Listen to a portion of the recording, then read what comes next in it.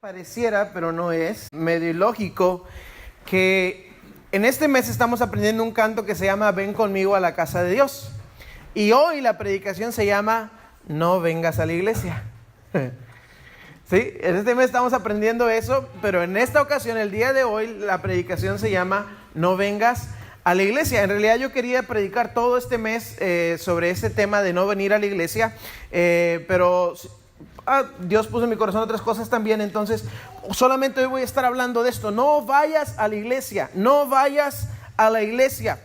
Y pareciera incoherente porque sabe usted que entre más pasan los años, menos gente va a la iglesia. O en estos días, en años pasados, hace 2 años, se hizo una investigación para saber en Estados Unidos cuántas personas estaban yendo a la iglesia. Y esto porque, si ustedes recuerdan, Estados Unidos fue fundada a raíz de gente que quería asistir a la iglesia, vivir la iglesia a su manera, y vinieron a este país, pero poco a poco, cada vez más, la gente va menos a la iglesia. Si usted va y ve estas estadísticas, dice que cuando le preguntaron a la gente, el 40% de la gente dijo que sí. Quiere decir que el 40% de la gente, ellos dijeron cuando le preguntaron, ¿tú vas a la iglesia regularmente? Dijeron sí voy a la iglesia. Cuando hacen la matemática, cuando van a las iglesias y cuentan cuánta gente va a la iglesia, no reportaron 40% como la gente decía. Era el 17% de la gente. Quiere decir que en un lugar donde vive 1000 gentes, nada más 170 están yendo a una iglesia los domingos. ¿Y por qué esto? Unos le denominan el efecto aureola, the halo effect. ¿Por qué? Porque muchas veces nosotros queremos proyectarnos o presentarnos como buenas personas. Entonces, cuando la gente le preguntaron, ¿usted asiste regularmente a la iglesia? Ellos dijeron, bueno, pues voy en Navidad y voy en Semana Santa. Entonces cuenta si voy a la iglesia. Entonces, por eso, cuando se hace la estadística y se cuenta cuánta gente va regular, dice, no, en realidad nada más está yendo el 17% de la gente. Y pareciera ilógico que yo, cuando más necesita la gente venir, yo les diga hoy que no vayan a la iglesia. Y se los digo con el corazón, no vayan a la iglesia. Porque yo creo que una de las razones por qué cada vez hay menos gente en las iglesias es por eso mismo, porque solo están yendo a la iglesia. Si usted tiene por ahí sus anuncios, en la parte de atrás vienen ahí algunas notas. Y no quiero que la gente vaya a la iglesia, escúcheme bien, quiero que la gente sea la iglesia. No sé si están conmigo. No quiero que ustedes vengan a la iglesia, quiero que ustedes sean la iglesia. Porque erróneamente decimos, vámonos a la iglesia. Y cuando decimos iglesia no estamos hablando del edificio, ¿verdad que no? A esto se le llama un templo. La iglesia, hermanos, somos nosotros. Si ustedes ven, vamos a estar meditando en Hechos capítulo 2, en ese pasaje que leímos hace unos momentos. Y nos dice, esos son los inicios de la iglesia. Esto era lo que la iglesia hacía al principio. Y dice en el versículo 41, Hechos 2:41, que los que recibieron su palabra fueron bautizados y se añadieron aquel día a la iglesia. ¿Quién es la iglesia? Aquellos que han sido bautizados, aquellos que se han unido. Por eso, punto número 1, la iglesia no es un lugar, es una unidad. De hecho, la palabra iglesia viene del griego eclesía, y ek significa fuera de, y eclesía significa una reunión, una asamblea.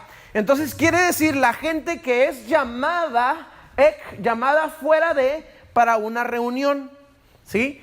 Entonces nosotros somos la iglesia que hemos sido llamados por Cristo para unirnos y para ser un solo cuerpo. Y me encantó porque esta foto dice, ¿verdad?, que como la iglesia no es un edificio, es una unidad.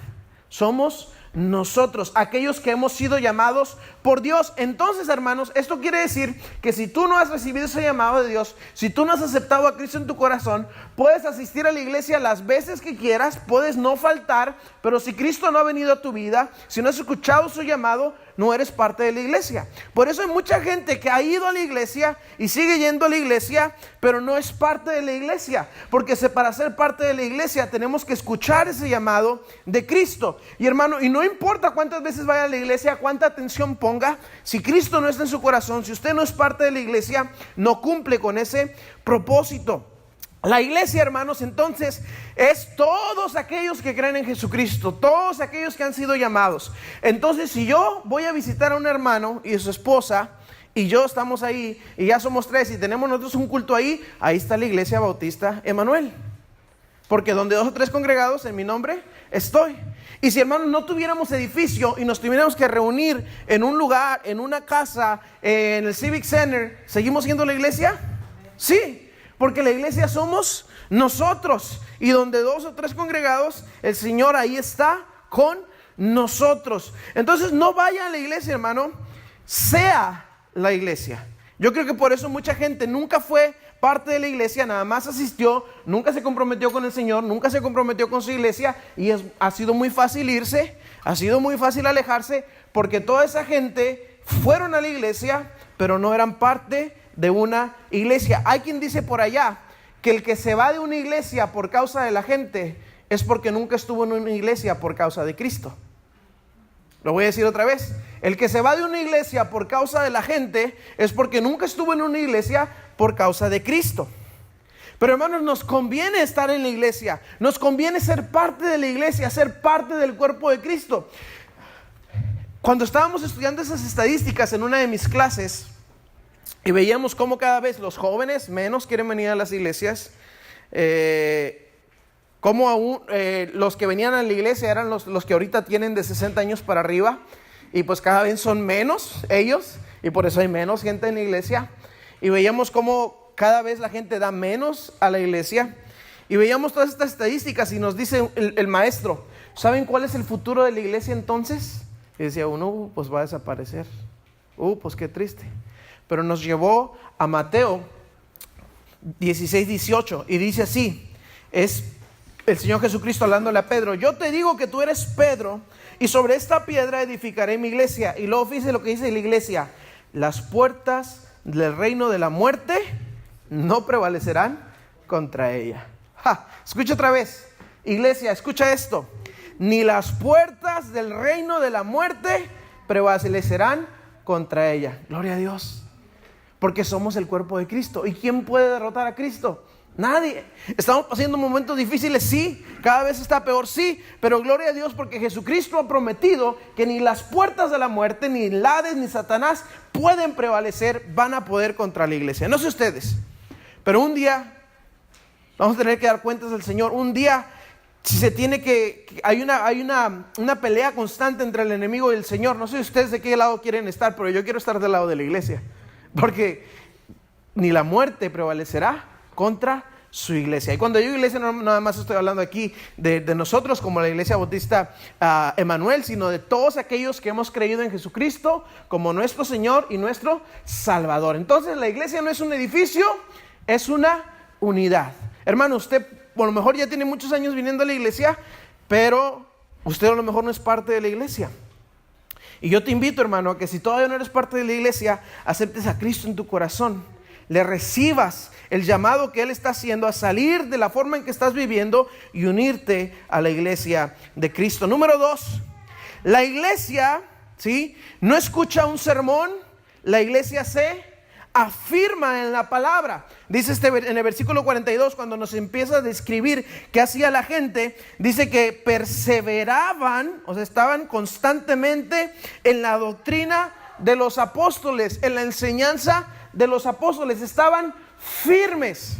Una persona que no es parte de la iglesia, viene a la iglesia, trata de escuchar el sermón, si no le da sueño, si no viene muy cansado, ¿verdad? Porque también se da, desde acá se ve todo. Alguien que es parte de la iglesia no solamente escucha, para los que alcanzan a escuchar, se afirma en la palabra. ¿Cómo es esto? Lo que el pastor dijo, lo medita. ¿Será cierto? Sí, ¿verdad? Está en la palabra. Checa que está en la palabra. Estudia su palabra durante la semana. Estamos tratando de leer un versículo por día nada más. ¿Cuánto nos quita eso? Ni 5 minutos. Para afirmarnos en la palabra. Porque cuando nos plantamos en la palabra, cuando nos afirmamos en algo, nos enterramos en algo, entonces damos fruto. Una semilla, hermano, yo pudiera tener aquí un montón de semillas. Digámoslo, mi esposa estuvo plantando, tratando de sacar de una semilla de aguacate que diera. y le falló como 2, 3 veces hasta que por fin dio. Pero si yo dejo las semillas de aguacate nada más así en mi mesa, ¿empezarás a echar raíces?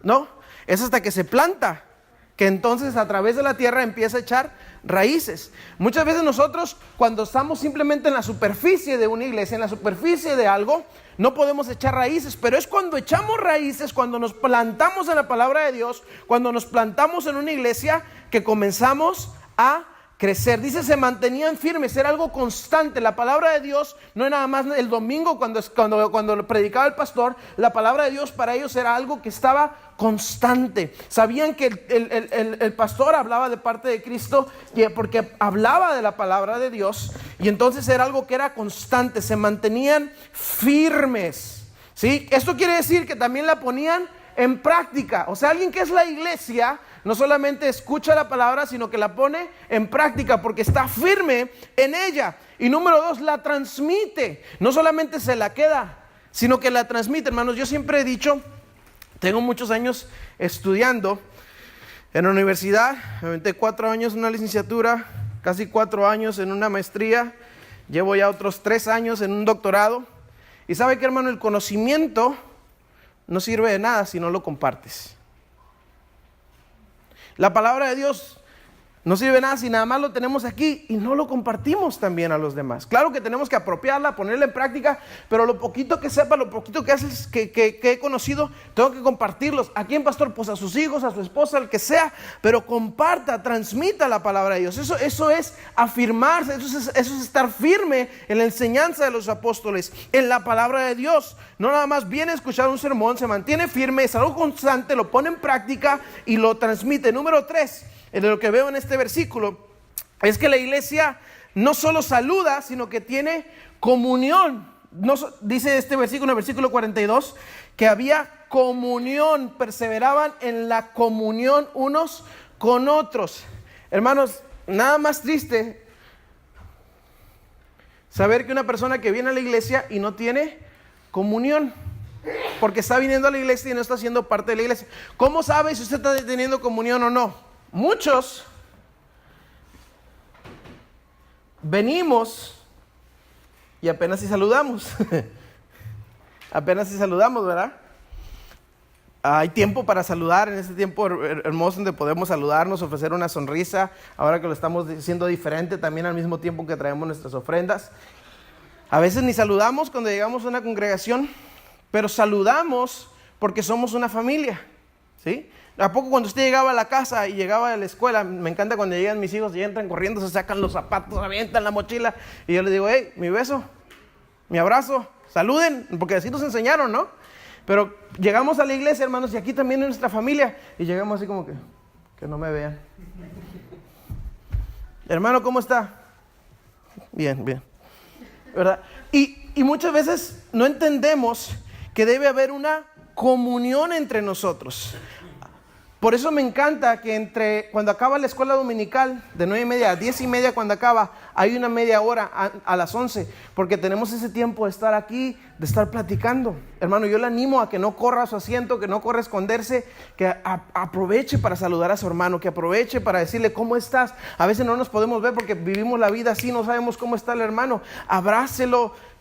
Pregúntele cómo está, qué estás haciendo. Tome ese tiempo de platicar. Tenemos media hora antes y tenemos también tiempo después del culto, hermanos. Yo sé que muchos quieren ir a hacer la comida, yo sé que muchos necesitan salir, pero hermanos, hay unos veloces que en lo que llego de aquí a allá ya están en el carro, ya están llegando a la casa, ¿verdad? Y el Señor desea que en el culto, después del culto, vengamos y tengamos comunión. Cuando comemos juntos, no nada más es para comer. El apóstol Pablo escribe primero a los Corintios y está molesto. Y les está diciendo, bueno, les doy gracias porque se acuerdan de mí, ofrendan. Pero lo que sigue, dice, no les puedo dar gracias, no los puedo halagar.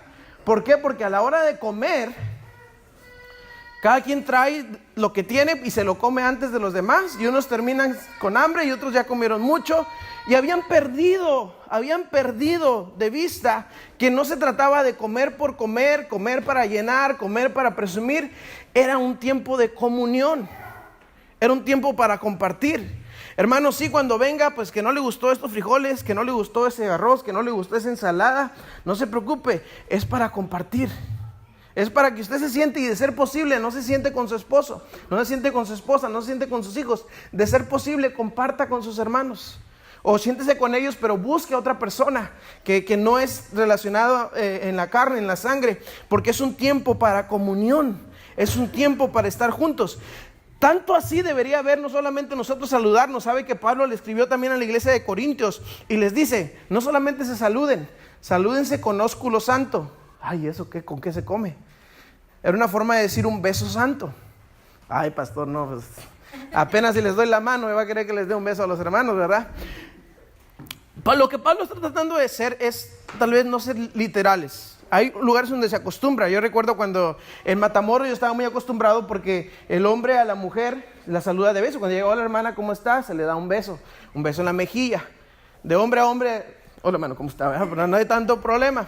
Pero era muy común. Y yo luego me dio la oportunidad de ir a España y llego y me agarran y me dan un beso y digo, estoy acostumbrado. Y me agarran la cara y me pone el otro beso acá también. Y dije, ay, ¿qué está pasando aquí, verdad? Yo soy papa casada, tengo novia ya, Señor. Pero no, era la costumbre de saludarse, de darse un beso. Lo que Pablo está diciendo tal vez no es, aunque sí puede ser literal, darse un beso. Está diciendo que haya esa intimidad, que haya esa confianza con tus hermanos en Cristo. Qué triste que no, a veces queremos dar un abrazo a nuestro hermano. Yo recuerdo, gracias a Dios, hermanos, por lo que me expresaron ahorita, por no tener miedo de darme un abrazo, no tener miedo de darme un apretón de manos. Pero recuerdo las primeras veces que veníamos y alguien cumplía años y estaba ahí el niño cumpliendo años. Felicidades. Feliz cumpleaños. Qué hermoso que podamos y debemos tener comunión, donde podamos saludarnos con ese afecto, con esa intimidad. ¿Sí? Hermanos, ¿por qué? Porque es necesario. Porque es necesario que haya unidad. Porque cuando hay unidad hay crecimiento. Fíjese usted, hay un tipo de árbol que se llama, no sé cómo se pronuncia, a lo mejor me pueden ayudar. Secuoya. ¿Verdad? Creo que hay una camioneta, una Toyota que se llama así también, secuoya. Bueno, estos árboles llegan a medir demasiado. El árbol más grande que tenemos se encuentra en un parque nacional que se llama Kings Canyon, Redwood Kings Canyon. Y este árbol, el más grande que existe, mide 310 pies de alto. 310 pies de alto. O sea, usted lo ve y apenas alcanza a ver dónde termina. Grandísimos. Y en este parque nacional, King Canyon National Park, está lleno de estos árboles secuoya. Y uno dice, bueno, pues, no son demasiado anchos, son así más o menos, pero son altísimos. ¿Cómo es que no los tumba el viento? ¿Cómo es que no caen? Entonces se han dado cuenta que las raíces, uno diría, bueno, si tiene 310 pies de altura, pues al menos tiene que meterse unos 100 pies, 310 pies de altura, al menos unos 100 pies para poderse anclar bien. Y la verdad es que no. Cuando mucho, tienen 10 pies de profundidad. Pero ¿saben lo que hacen estos árboles? Crecen hacia los lados, las raíces se avientan para allá, algunos hasta 1 hectárea de distancia. Pero no es nada más la distancia como están los árboles, es que estos árboles empiezan a enredar sus raíces con los otros secuoya. Y eso hace que cuando viene el aire no se caigan, porque las raíces están unidas y les ha permitido crecer porque hay unidad. Hermano, la mayoría de las veces nuestras iglesias no crecen porque nuestras raíces, no hemos echado raíz. Y si echamos raíz, la metemos en profundidad, y el Señor quiere que, como estos árboles, estemos entrelazados en comunión, en amor y unidad. Imagínense, hermanos, si hubiese ese tipo de unidad, cuánto no podríamos crecer para nuestro Señor. Número 4, la iglesia son muchos miembros, pero un solo cuerpo. Dice aquí el versículo 42 que participaban en el partimiento del pan. ¿Qué es el partimiento del pan? Lo que llamamos la cena del Señor, ¿verdad? Recordaban que Jesucristo tomó un pedazo de pan, lo partió y entonces lo dio. Es muy diferente a veces a lo que hacemos. A ver si me alcanzan a ver esto, porque necesito que lo vean visual. Jesucristo agarró el pedazo de pan, agarró un pedacito y pasó el pedazo de pan al siguiente. El siguiente agarró un pedacito y lo pasó al siguiente. Esa era la tradición, queriendo decir que todos estaban comiendo de un mismo pan. Por eso es el partimiento del pan.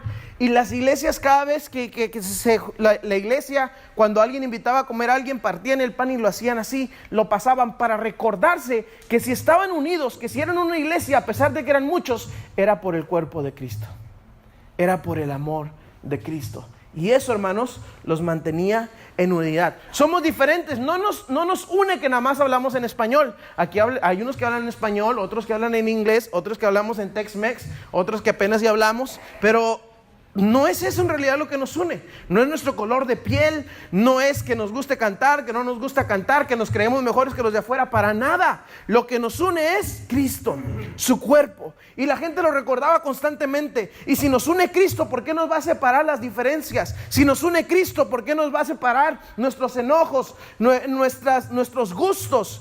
Somos uno en Cristo, y lo recordaban en el partimiento del pan. Pero esto también les recordaba que Jesucristo había hecho un sacrificio, y que muchas veces a nosotros como iglesia tenemos que hacer también sacrificios. La iglesia somos muchos, pero somos un solo cuerpo. Y por último, la iglesia no solo da, se entrega.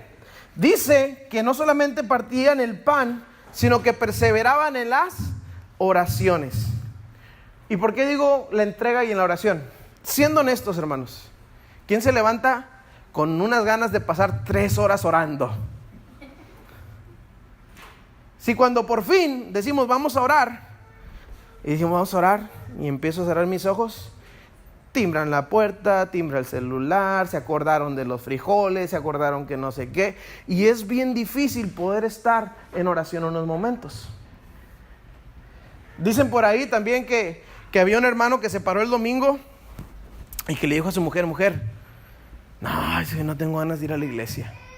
Es domingo, es el único día que me puedo parar tarde. Ayer estuvimos en la fiesta hasta tarde. Y dice, no quiero ir a la iglesia. Y le dice la esposa, es lo mismo todos los domingos, amor. Párate, tenemos que ir. No. Estoy cansado luego para ir ahí, ver la gente, las caras. Dice, no quiero ir a la iglesia. Es el único día que me puedo quedar a dormir en la cama. Dice, mi amor, pero ándale. Dice, no, a ver, dame una buena razón por la que debo ir. Pues es que tú eres el pastor. Le dice, tú tienes que ir. No es testimonio, no es testimonio, no.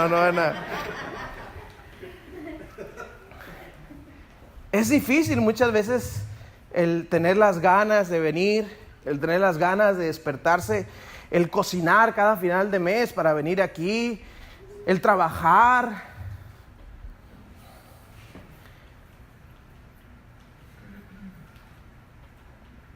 Pero si Cristo lo entregó todo por nosotros,